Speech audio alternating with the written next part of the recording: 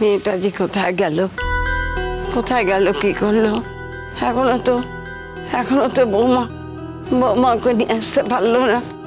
কি হলো যে? মা, ও মা, কি হয়েছে? মিনি কি খুঁজে পাওয়া গেছে? না রে বাবা।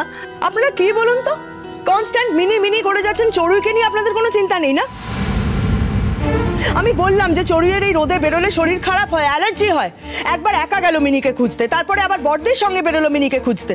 চড়ুইকে নিয়ে আপনাদের কোনো টেনশন নেই না? আমি বুঝতে পারছি না যে একটা মেয়ে যে সকালবেলা পাড়া থেকে বেরিয়েছে, পাড়ার লোক তাকে দেখেছে পাড়া থেকে বেরোতে, তারপরও এখনো কি তার পাড়ার মধ্যে থাকার কথা? দেখি, সাবধানে আসি। আচ্ছা, কি হয়েছে আমাকে একটু বলবে? আমি তো কিছুই বুঝতে পারছি না। ওই আসার সময় রাস্তা শুনলাম, তাই তো পরিমরি করে ছুটতে এলাম। বলছি বড় মামি কি পাড়ায় গেছে? আমি তাহলে একবার দেখে আসি। না দাঁড়া, আমি একবার চড়ুইকে ফোন করে দেখি।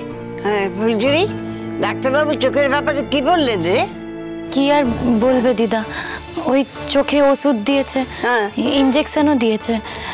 বলেছে 7 দিনের মধ্যে যদি দৃষ্টি না ফেরে তাহলে হয়তো আমি কোনোদিন আর চোখে দেখতে পাবো না। দিদা,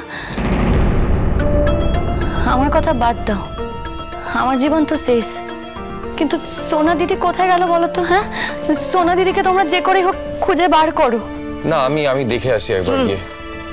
7 দিনের মধ্যে কদিন গেল রে ফুলঝুরি?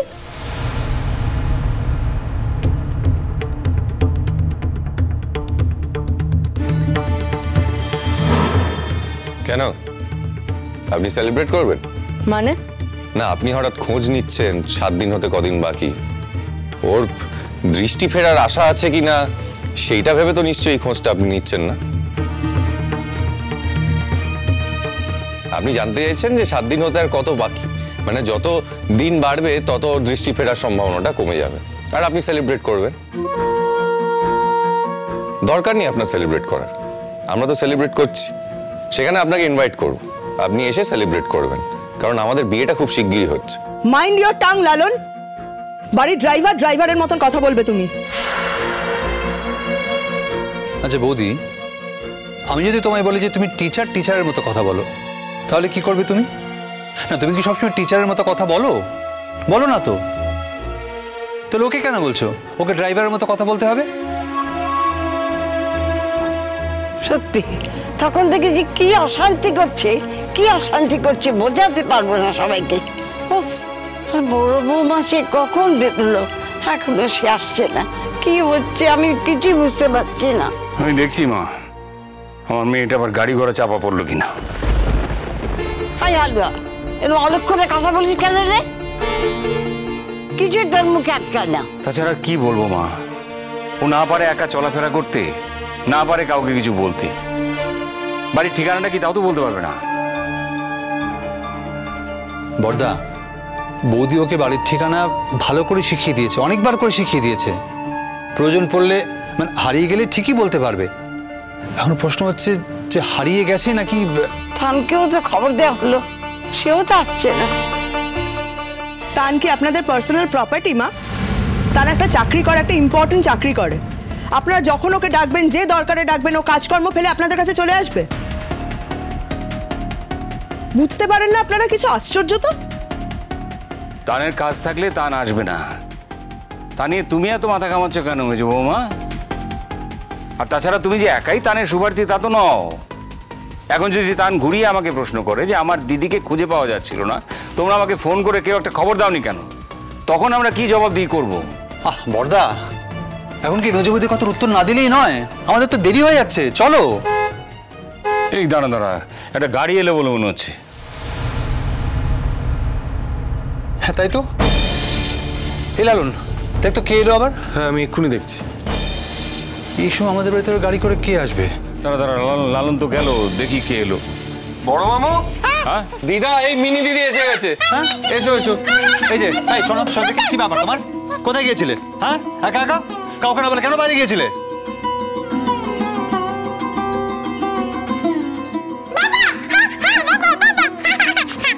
তোমাকে কতবার বারণ করা হয়েছে তুমি একা একা কোথাও বেরোবে না? তুমি কি কারো কথা শুনবে না কোনোদিন?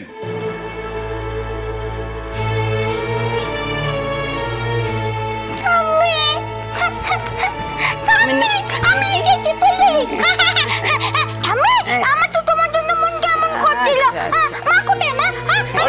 আমার জন্য চিন্তা করছিল। বলো না কার সাথে।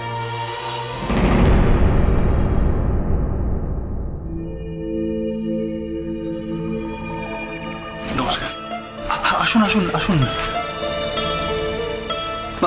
আপনি বোধহয় ওকে নিয়ে এলেন, তাই তো? হ্যাঁ। মানে কি বলেছে আপনাকে ধন্যবাদ দেবো? মানে না না, ধন্যবাদ দেওয়ার কি আছে, আসলে ও একটা ভুল রাস্তায় চলে গিয়েছিল, সেখান থেকে বাড়ি ফেরা সম্ভব হচ্ছিল না। তখন আমার সঙ্গে ওর দেখা, বাড়ির ঠিকানাটাও তো ঠিকমতো বলতে পারছিল না। তারপর আমি ওর সঙ্গে অনেক গল্প টল্প করে জানতে পারি এই আপনাদের বাড়ির ঠিকানা আমি নিয়ে আসি, নাহলে শুধু শুধু থানা পুলিশ করতে হতো। ও এক সেকেন্ড, মিনি আপনার গাড়িতে করে আসলো? আগে হ্যাঁ আমি। না, আপনার সঙ্গে মিনির কোথায় দেখা হলো? ওই যে বললাম, আমি একটা রাস্তা দিয়ে আসছিলাম, সেইখানেই মিনি পথ হারিয়ে আর কি ঘুরে বেড়াচ্ছিল, ওই রাস্তাতেই দেখা হলো। আচ্ছা, আর আপনি ওকে দেখেই বুঝতে পারলেন যে ও হারিয়ে গেছে? এটা কি আমার মিনিকে এই বাড়িতে পৌঁছে দেওয়ার পুরস্কার? না, আপনার প্রশ্ন শুনে এরকমই মনে হলো, তাই বললাম। না না বাবা, তুমি কিছু মনে করো না, ভগবান তোমাকে পাঠিয়েছেন। দেখো, ওর মা এখনো পাড়ায় পাড়ায় ওকে খুঁজে বেড়াচ্ছে। আমি একা কখনো ওকে ছাড়ি না, কখনো না। কখন চুপি চুপি চলে গেছে বুঝতেই পারি, কি করবো বলো? দিদা দিদা বলছে আমি তো অক্ষম হয়ে গেছি, মানুষটা রোদে তেতে পড়ে এসেছে, তাকে একটু বসতে বলো, চা জল মিষ্টি দাও। বলছি শোনো না, কাউকে বলো না গো আমাকে একটু রান্নাঘর অবধি নিয়ে যেতে, আমাকে একটু ধরে ধরে নিয়ে গেলে আমি ঠিক চাটা করে দিতে পারবো। না না ঠিক আছে, আমি এখন চা খাবো না। কিন্তু আপনার কি হয়েছে? আপনি দোলের দিন চোখে রং ঢুকে একটা ইনফেকশন হয়ে গেছে,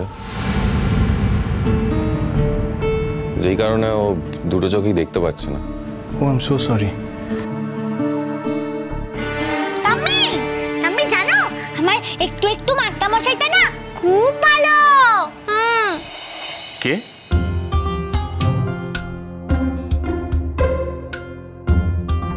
ও বাবা, একটু একটু মাস্টারমশাই গো, একটু একটু মাস্টারমশাই। এই মাস্টারমশাইটা বলেছে ওর নাম একটু একটু মাস্টারমশাই।